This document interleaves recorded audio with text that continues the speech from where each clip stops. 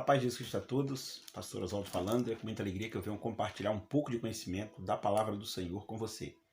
Hoje eu quero continuar falando dos livros históricos na Bíblia Protestante e hoje eu quero falar do livro de Ruth, tá bom?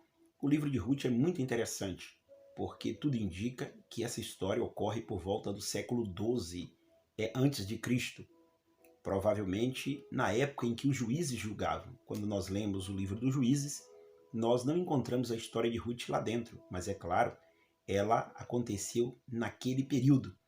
E é muito interessante já salientar que você observa, apesar do período dos juízes ter sido um período de grande pecado, o povo viveu uma vida de um pecado de forma intensa. Depois que o último juiz morreu, que foi Sansão, uma frase toma conta do livro dizendo da seguinte forma, geralmente essa frase aparece: e não havia rei, cada um fazia o que queria, vivia da forma que queria viver. E é nesse período que essa história de Ruth vai acontecer. E observe, tá bom? Século XII aproximadamente antes de Cristo. Tudo aponta que o autor provavelmente seja o nosso irmão Samuel. E provavelmente ele tenha escrito esse livro por volta do século X. Quase 200 anos depois, 2 séculos depois que a história aconteceu, provavelmente Samuel estará escrevendo o livro porque o escritor escreve na perspectiva de Davi já ter nascido de fato, e é Davi praticamente que trabalha essa ideia de ser o último aqui na genealogia puxada em Ruth capítulo 4, no versículo de número 22. Essa genealogia ela só se estende até Davi, então prova que Salomão ainda não teria nascido, e Davi nasceu e começou a reinar provavelmente por volta do século X antes de Cristo, mais precisamente no ano 1010 antes de Cristo. Então, temos aí uma provável data, um provável autor, tá bom? E um período em que o livro foi escrito, que é no período do livro dos juízes. Vamos observar isso à luz da Bíblia? Ruth capítulo 1, versículo de número 1 diz assim. Olha só o que o texto da palavra do Senhor vai dizer.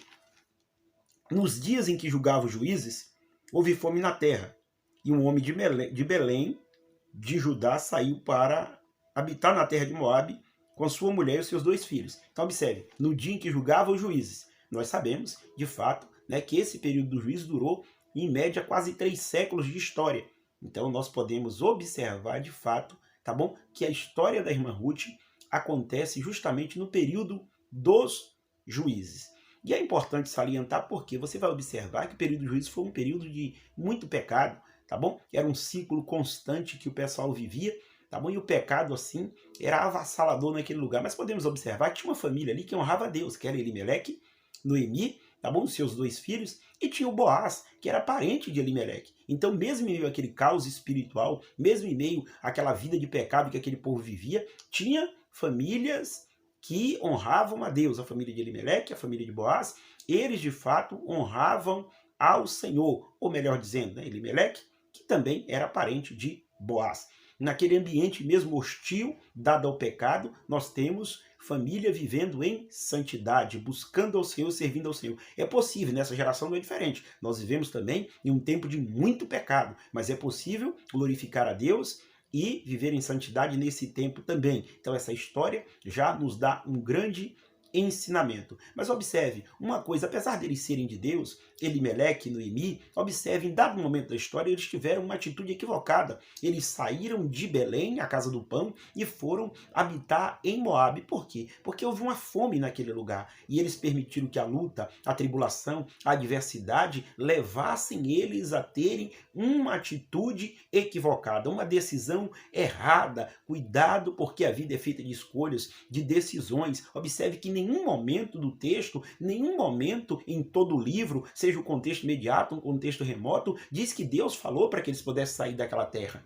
Tá? Não houve isso. E aí alguém pode pensar, mas, pastor, se eles não saíssem, como era que Ruth poderia entrar na genealogia de Jesus e vir para cá? Como era que isso tudo poderia acontecer? Deixe-me dizer uma coisa, se eles não saíssem de Belém, Deus era poderoso para trazer Ruth de Moabe até Belém. Deus não precisa que nós tenhamos atitudes, decisões erradas para que Ele possa operar na nossa vida. Deus não é um fracote que fica olhando do céu e dizendo, erra, peca, tem uma atitude errada, senão eu não consigo fazer uma obra. Isso não é Deus.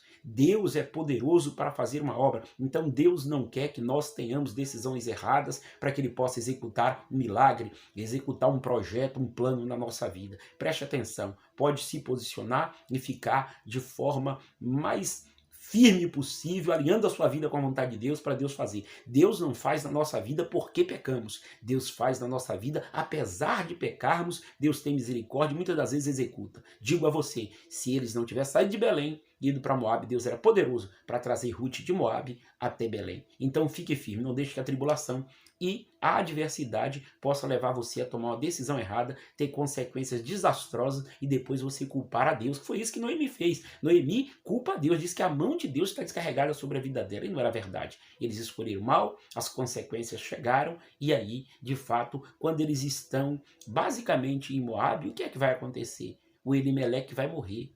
Os 2 filhos da Ruth vão casar com 2 moabitas. E naquele ambiente, logo mais, os 2 filhos também morrem, o Malom e o Quilion. O Malom casou com a Ruth e o Quilion casou com a Orfa. Nós depreendemos essa ideia justamente de Ruth, capítulo 4, versículo 10. Nós temos esse entendimento.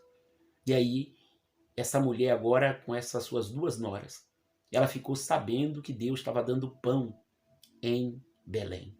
E ela decide retornar.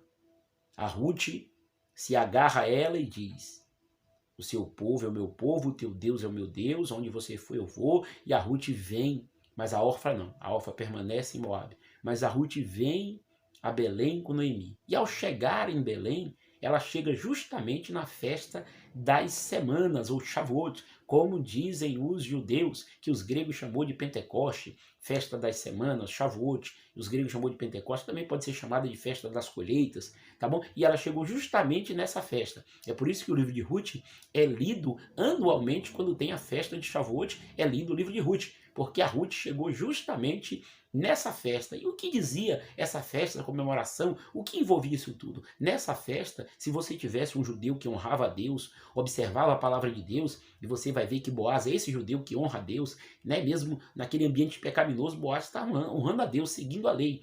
E o que era que a lei dizia? A lei dizia que aquele estrangeiro e o pobre poderiam ir na propriedade dessa pessoa, desse judeu, e esse judeu deixaria essa pessoa livremente ir recolhendo as espigas que caíam, tá bom? Ou os feixes que fossem esquecidos, essa pessoa poderia pegar para que pudesse ter o seu sustento.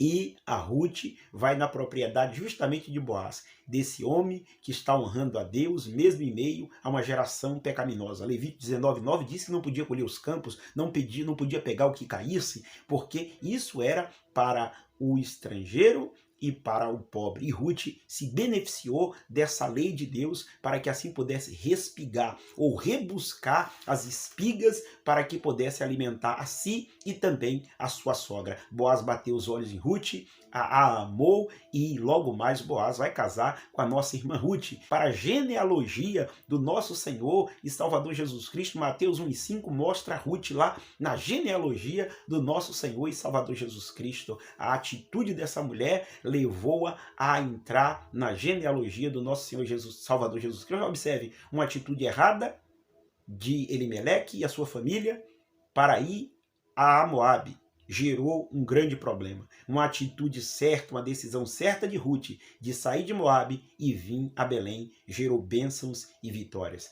Nesse livro podemos ter aí algumas lições. A primeira delas é: cuidado com as suas escolhas, com as suas decisões. Não permita que as tribulações e as lutas possam roubar você do propósito de Deus e leve você a ter decisões precipitadas. Segundo, mesmo em meio a geração perversa e pecaminosa, você pode viver uma vida que glorifica a Deus. Deus abençoe a todos e fiquem todos na paz do Senhor Jesus.